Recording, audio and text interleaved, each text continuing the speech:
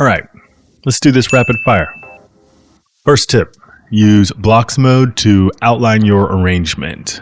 You can enable blocks mode here in the options menu. I just disabled it, enable, and then you can use either the pointer tool or the pen tool to draw in your arrangement blocks. I should do a whole video on blocks because you can also populate these and then make your whole arrangement with blocks. It's really handy just for outlining your arrangement as well. When you lay down a block, you can choose which block, and then if you need to name them, you double click on it, come in here. This is the drop, and then you press B on your keyboard to leave blocks mode.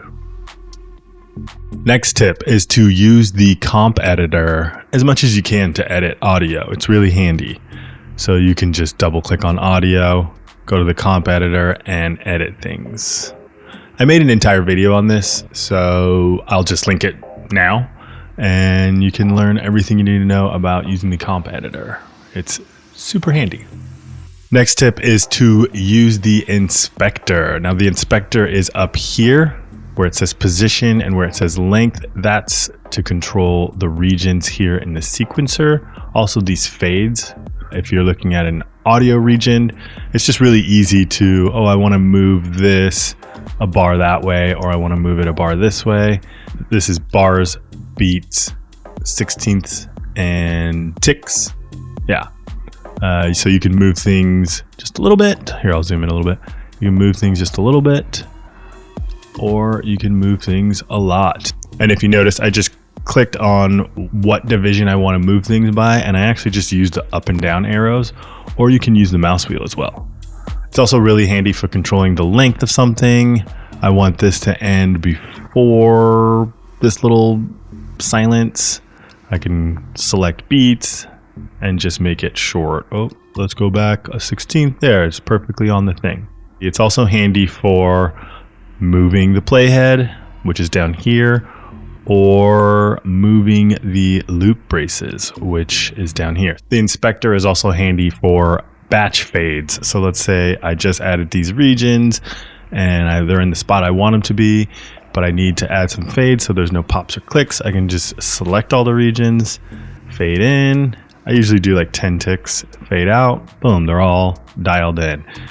Alternatively, if I had laid down this one, put some fades on it, then I could also apply those same fades to the rest of the regions, these three ones here. See how they have 0 fade in, fade out, but this one does. If I select them all and the first one has the fades that I want, I can just hit the equal sign to make the other ones have exactly the same fades. So batch fades from jump or batch fades from another region. Don't forget about the equal sign is my point. Equal sign is everywhere. Hey, real quick, it's Q checking in from the editing bay. Don't forget to hit the like and subscribe. And also I give lessons in either Reason or Ableton. I can teach you anything from general music production, mixing, music theory, whatever it is you're looking for. I can put together a specific curriculum for you and your skill level, and also give you some homework. So yeah, hit me up on my website, djquasar.com, hit the contact link and book your session today. Next up is another tip about the loop braces. You can set the loop braces by selecting a region and pressing Control or Command L. So I just made my loop braces go around this region. It's really handy though if you're using that in conjunction with these blocks that I have set down. So, I want to work on the drop, Control L around the drop, and now my loop braces are set. The other easy way to set down the loop braces and hit play is to click on, in this case, my block, or it could be a region, and just hit the letter P. And it'll just loop around that. So that's a very quick way to just get somewhere and have it loop. You can loop around the build up. You get it. Another trick with the loop braces is that you can, once you have them set down, you can move them by their cycle length. So you can hold Option or Alt and press the down arrow to move them forward in time by their cycle length, or up to move them backwards in time by their cycle length. Moving them around like that is super quick and dovetails into my next tip. Insert bars between locators. So yeah, moving the locators around by their cycle length is helpful, and also so is this command. Insert bars between locators. Very handy when you're doing arranging and you decide you want to add another section, or super handy as well. I'll make the locators go around this drop when you want to remove a section. Remove bars between locators. Boom, now that's gone. The buildup moved over by this cycle length and got rid of what was between the loop braces. I'll Command Z that and bring the drop back. The next tip is that you can also just move the loop braces individually by holding the Control key and clicking anywhere on the timeline. You can move the left brace, and by holding the Alt key and clicking it anywhere on the timeline, you can move the right, or click and drag if you want. You can move the right brace, and also set up a keyboard control mapping for the left brace, at least for the left brace. I have mine set to A, because if the mouse is on my right hand, actually it's not right now, but if the mouse is on my right hand, then it's nice to have the keyboard command on my left hand. But now I move my mouse around because I'm left-handed and I can. But since I have a mouse on my left hand right now, there's hotkeys on the number pad that are built into Reason to jump. It's number 1 on the number pad to jump to the left brace. Sorry. My point is, it's easy to mark where you are by just using the left brace.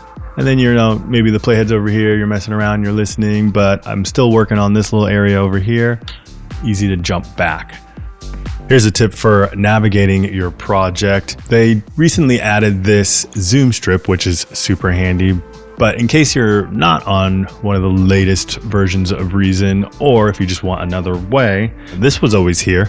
You can hold Shift and use this strip down here in the same way that you can use this zoom strip by clicking, holding, and dragging up and down.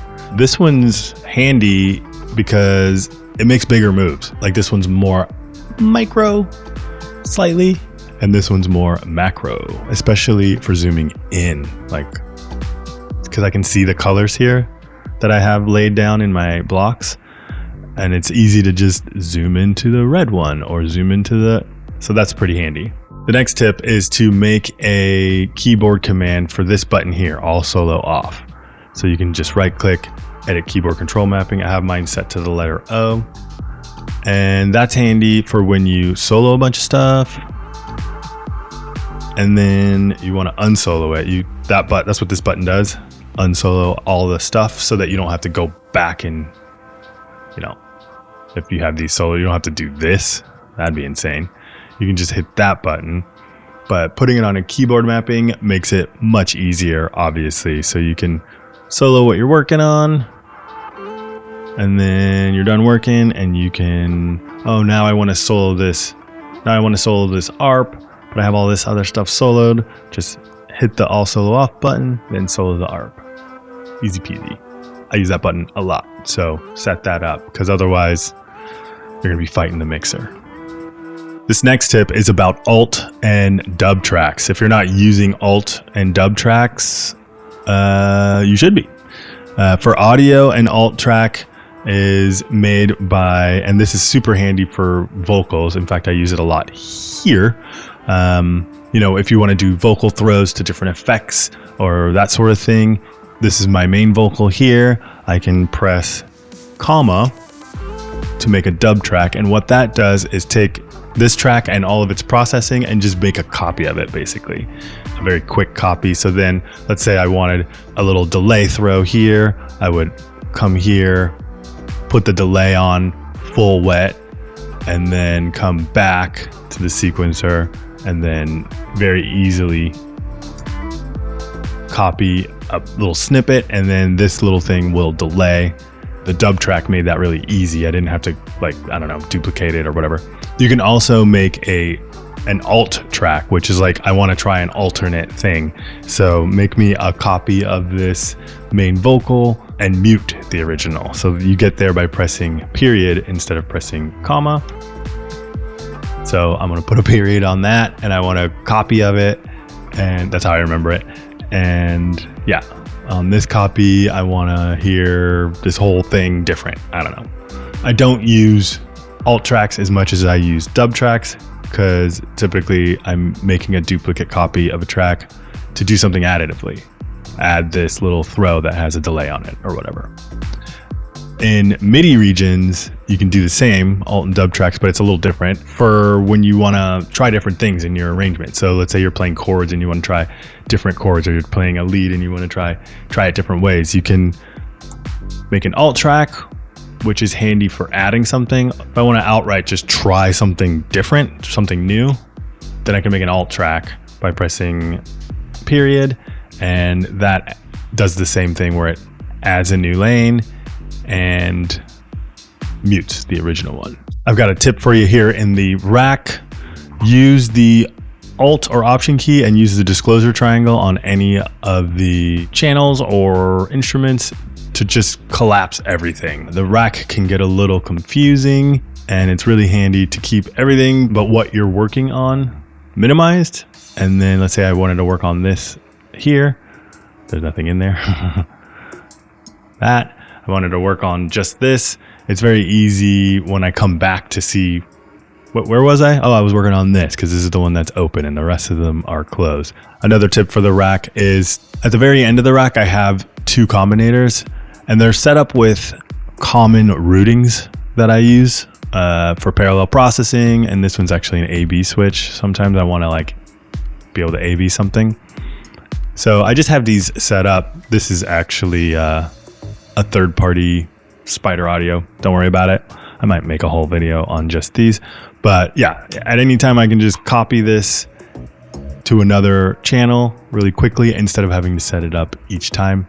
And think of the possibilities. You could set up a bunch of combinators into your auto load with common routings that you use. And then at any time you can come over here, grab all of this, copy it, and move it into any other part of the rack. Another tip in the rack is that you can actually create groups in the rack. So in the routing sense. So if I wanted to group all of these onto one fader, I can make a bus right here in the rack. It took me a while to realize I could do it here instead of having to go all the way over to the mixer to set that up.